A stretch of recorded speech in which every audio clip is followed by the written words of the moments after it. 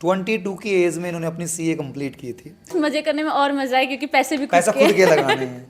किसी grand थॉटन India में consultant हूँ इंटरनल ऑडिट। बिग फोर का नाम आपने सुना ही होगा, तो बिग फोर के बाद जो 5th पोजीशन पे है दैट्स जीटी। स्टार्टिंग में जब तक हम पढ़ रहे होते तो एक वो होता है कि अभी हम डिपेंडेंट हैं किसी पे, मतलब पेरेंट्स पे, या फिर अपने डिसीजंस खुद नहीं ले सकते। आपका जो एक ऑरा बनता है या फिर आप मतलब जो भी वैल्यू है ना एक प्रोफेशन की, तो उन सभी स्टेज पे सीए में काफ़ी ऑब्वियसली पहले तो मैंने इंटर्नशिप मीडियोकर फर्म से किया था बिकॉज मेरे माइंड में क्लैरिटी नहीं थी कि मुझे किस एक पर्टिकुलर फील्ड में जाना है।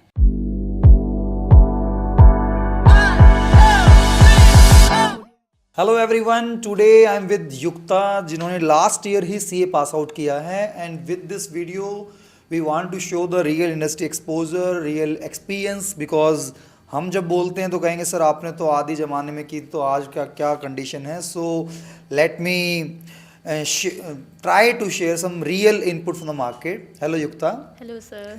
सो कैसा लग रहा है वैसे टू द ब्लंट नोट की सीए बनने के बाद की जर्नी, जब आपने स्टडीज़ पिछले 14-15 सालों से स्कूलों में सीए बनने के बाद की, और आज तुम 1 साल लगभग पूरा हो चुका है सीए बने हुए आपको? 2 साल हो गए मुझे। 2 साल 2022 में हुआ था आपको? 22 में। ओके सॉरी, मैंने 1 साल लेट बोला।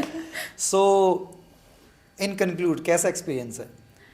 सर काफ़ी अच्छा एक्सपीरियंस है, मतलब बिल्कुल जर्नी चेंज हो जाती है क्योंकि स्टार्टिंग में जब तक हम पढ़ रहे होते हैं तो एक वो होता है कि अभी हम डिपेंडेंट हैं किसी पे, मतलब पेरेंट्स पे, या फिर अपने डिसीजंस खुद नहीं ले सकते। एक अगर आप प्रोफेशनल हैं, एक माइलस्टोन आपने अचीव किया है, तो उसके बाद तो एक कॉन्फिडेंस खुद के ऊपर, दूसरों का आपके ऊपर, और एक लाइफ को देखने का जरिया कि आगे हमें क्या अचीव करना है, वो सारा पर्सपेक्टिव ही चेंज हो जाता है। तो अभी आपकी एज कितनी हुई है जब आप सीए बने थे? 22 की एज में इन्होंने अपनी सीए कंप्लीट की थी। और तो डेफिनेटली आपके पास और अल्टरनेटिव भी थे 12th के बाद ऑप्शन ऑप्ट करने के।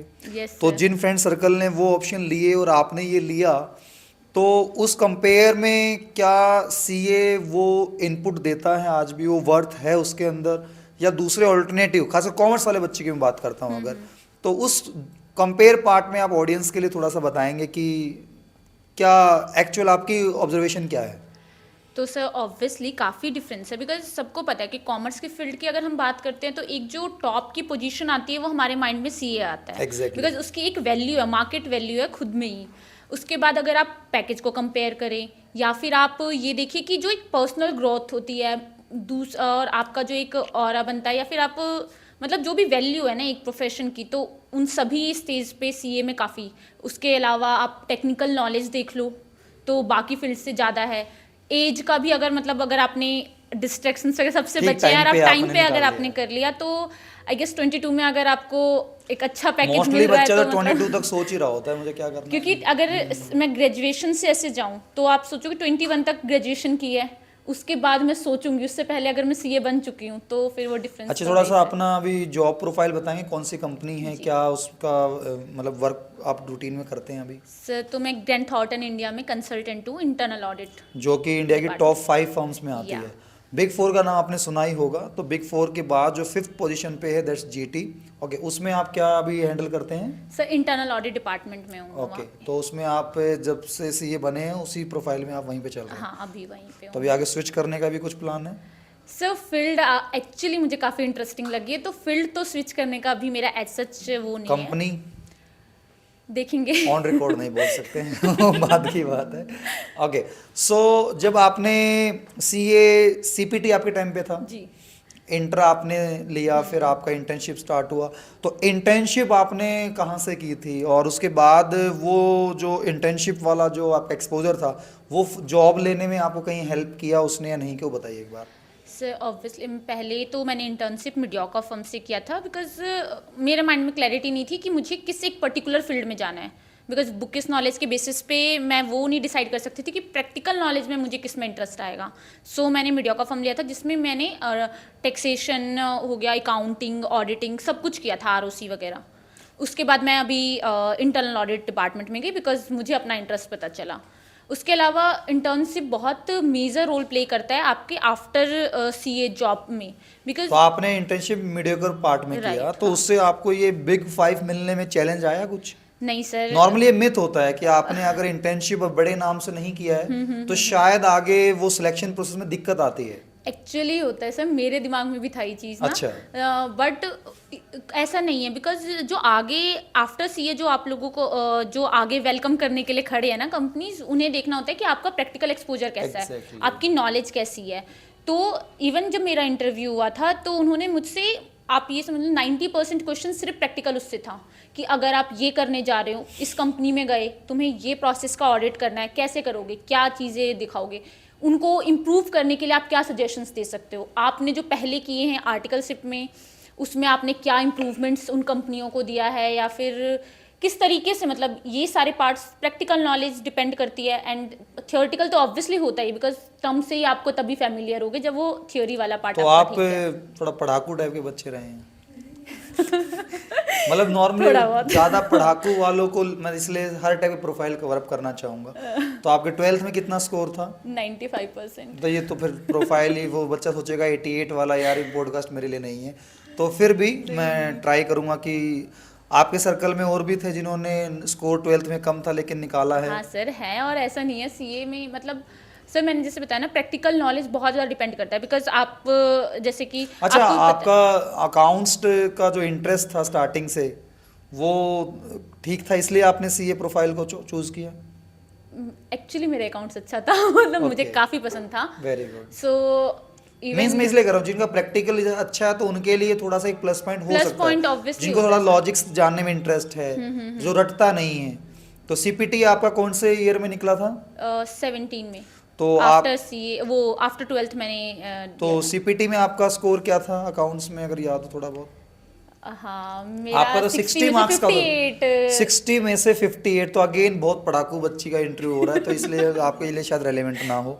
तो फर्स्ट अटेम्प्ट में सीपीटी निकला आपका? इंटर एक ग्रुप करके एक के ग्रुप दिया था, फर्स्ट अटेम्प्ट में वो भी निकल गया। फिर आपका फाइनल पार्ट आया, तो उसमें आपका जो पार्ट रहा था उसमें चैलेंजिंग क्या फील होता है फाइनल सब्जेक्ट्स में आपको? बच्चे में नॉर्मली ये सोचते हैं कि यार फाउंडेशन इंटर निकल जाता है, फाइनल में बच्चा बहुत मतलब वहाँ से गिव अप कर देता है, रुक जाता है। सर मुझे लगता है ना कि एक स्ट्रेटेजी की ज़रूरत होती है, मतलब जो मैंने अपने पार्ट में फील किया कि एक प्लान बनाकर चलना होता है। फॉर एग्जांपल जब तक आपकी आर्टिकलशिप चल रही है आप अपने क्लासेस पूरे कर लो, बिकॉज वो 6 महीने का जो हमें ऑफ मिलता है ना, 5 से 6 महीने का, उसके अंदर एक तो आपको 1 महीने का OC ITT करना है, सॉरी MCS और ITT करना है, एडवांस ITT।